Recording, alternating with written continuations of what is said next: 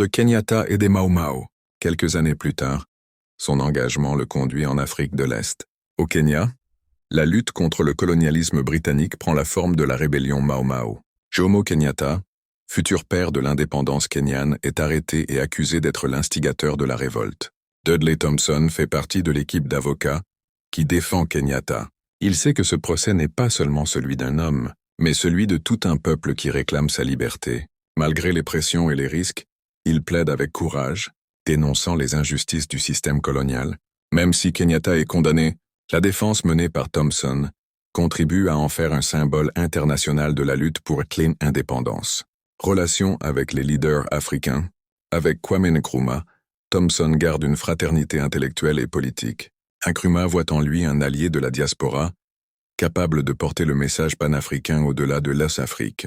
Avec Jomo Kenyatta, il partage non seulement le combat judiciaire, mais aussi une profonde amitié.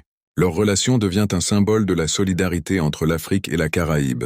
Avec d'autres leaders de l'Afrique de l'Est, tels que Julius Nyerere en Tanzanie, Thompson développe des liens de coopération, prônant une Afrique de l'Est forte et indépendante. Retour en Jamaïque et carrière politique. Après ses années en Afrique, Thompson revient en Jamaïque, où il rejoint le People's National Party, PNP. Il devient ministre, notamment des Affaires étrangères, et travaille à renforcer les liens entre la Jamaïque, l'Afrique et le mouvement des non-alignés.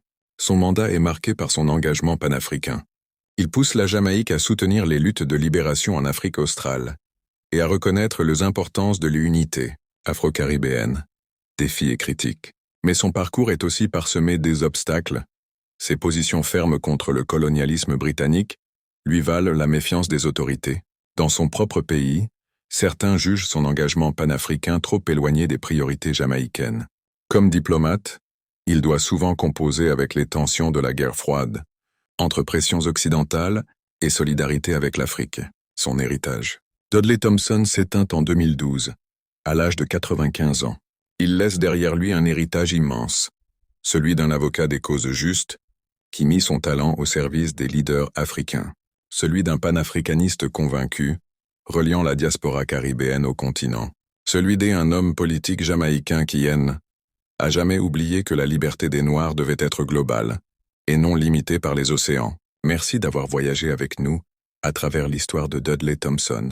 C'est grâce à vous que sa mémoire reste vivante. Alors, n'oubliez pas de vous abonner pour ne rien manquer, et laissez-nous un commentaire pour partager vos impressions.